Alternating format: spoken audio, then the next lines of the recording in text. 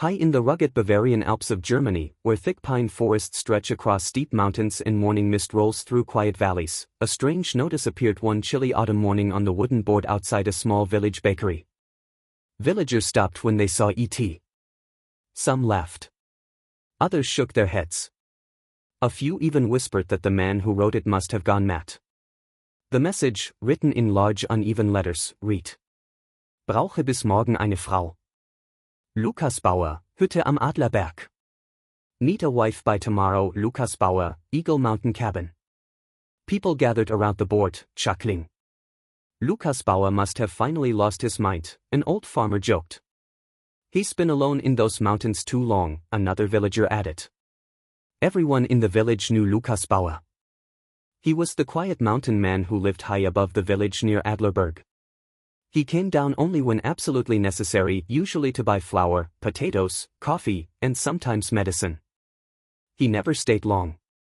He rarely spoke more than a few words. Tall, broad-shouldered, with a dark beard and serious eyes, Lukas looked more like a man carved from the mountains than someone meant for village life. People respected him. But they did not understand him. And now he wanted a wife, by tomorrow. Most villagers thought it was a joke. Except one woman. Hier nahme was Anna Keller. Anna stood across the street holding a small basket of bread. The cold alpine wind brushed against her coat as she stared at the notice board. She read the message slowly. Then she read it again. Need a wife by tomorrow. It sounded ridiculous.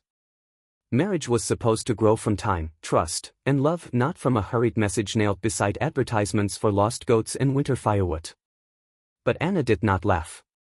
Instead, she felt something move quietly inside her heart. Her life had changed drastically the year before. Once, she had been engaged to a man named Martin, a traveling craftsman who promised her a beautiful future. He spoke about moving to Munich, starting a shop, building a life together far beyond the quiet mountains. Anna believed him. She gave him her savings to help him start the business. One spring morning, Martin left the village. He never returned. With him went Anna's money, her dreams, and the future she had carefully imagined. Since then, Anna had lived quietly, working as a seamstress in a small room behind the village bakery.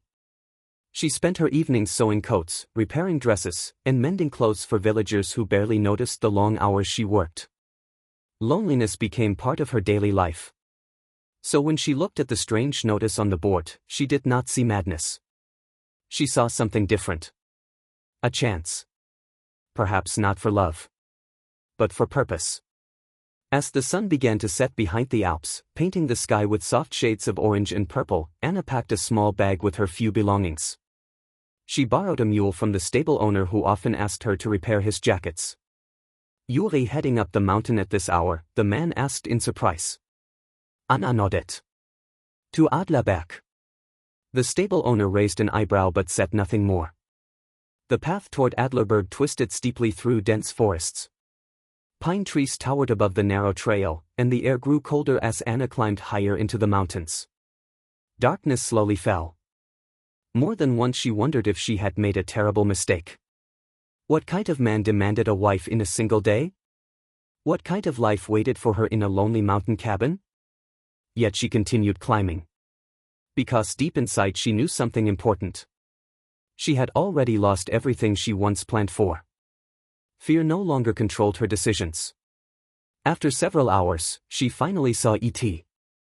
A warm light glowing between the tall pine trees. The cabin. Smoke curled gently from its chimney, drifting into the dark alpine sky. Anna dismounted slowly and approached the wooden door. Her heart pounded. Before she could knock, the door opened. A tall man filled the doorway. Lukas Bauer. His broad shoulders blocked the warm light behind him, and his thick beard framed a face marked by long winters and hard work. For a moment they simply stared at each other. You came about the notice? Lukas asked quietly. His deep voice carried the calm strength of the mountains. Anna nodded. Yes. Lukas glanced past her toward the empty forest trail. You came alone? Yes. He looked surprised. I did think anyone would actually come, he admitted. The wind rustled through the tall pines around them. Finally Lukas stepped aside. "You'd better come in. It's getting cold." Inside, the cabin was warm and surprisingly organized. A fire crackled in the stone fireplace, and shelves filled with books covered one wall.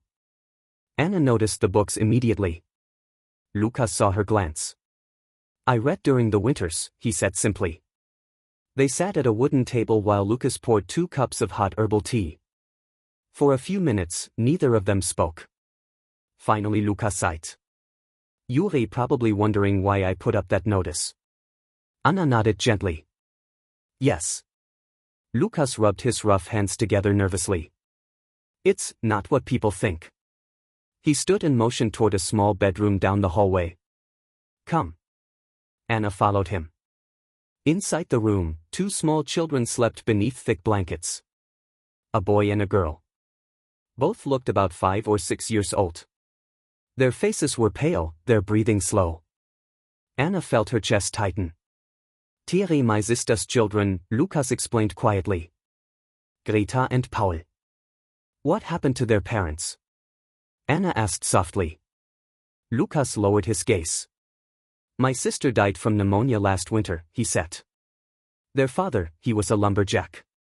A tree fell during a storm. Anna swallowed. So now it's just you." Lukas nodded slowly. "I've been trying to care for them," he said. "But the winters here are harsh. I hunt, chop wood, repair the cabin, and they need more than I can give." His voice softened. "They cry for their mother at night." He paused before continuing. "The village council says if I cannot provide proper care, TLL sent them to an orphan home in Munich." Anna's heart sunk. "TLL separate them," Lukas said quietly. "Different families." He shook his head firmly. "I can't let that happen." Anna suddenly understood everything. The notice was not about finding love. It was about saving 2 children. Lukas looked at her uncertainly. "I thought, if someone agreed to marry me, the council would allow them to stay here. They would have a proper home." Anna stepped closer to the bed and gently pulled the blanket higher over the little girl. The child stirred slightly. Anna turned back toward Lukas. "So you weren't searching for a wife," she said softly. "You were searching for a mother." Lukas nodded. "Yes." Silence filled the room. Then Anna asked one quiet question. "If I stay, will you treat them with kindness?" Lukas looked surprised. "Of course. And you promise they will never be sent away?" His voice became firm. "Never." Anna took a deep breath. Then she said something that changed all their lives. "Then I think we can help each other." The next morning, in the small village church beneath the shadow of the Alps, the quietest wedding the town had ever seen took place. Only the pastor and 2 curious villagers attended. But something extraordinary began that day. Anna brought warmth and laughter into the mountain cabin. She cooked hearty soups, baked fresh bread, and told bedtime stories beside the fireplace. Greta and Paul slowly stopped crying at night. And Lukas learned something he had never understood before. Strength was not only found in surviving the mountains. Sometimes the greatest strength was opening your heart to others. Years passed. The once lonely cabin on Adlerberg became known as a place of warmth and kindness. Travelers caught in snowstorms often found shelter there. Few knew the strange story of the notice that started it all. But Lukas never forgot the moment Anna first stood in his doorway. And he often remembered the quiet question she asked that night. "Is someone in trouble?" Because the truth was, they all had been. 2 frightened children. A lonely mountain man. And a broken-hearted woman searching for purpose. Yet sometimes life brings together exactly the people who need each other most. Not through perfect plans, but through courage, compassion, and one simple act of kindness. And that kindness built a family stronger than the mountains themselves.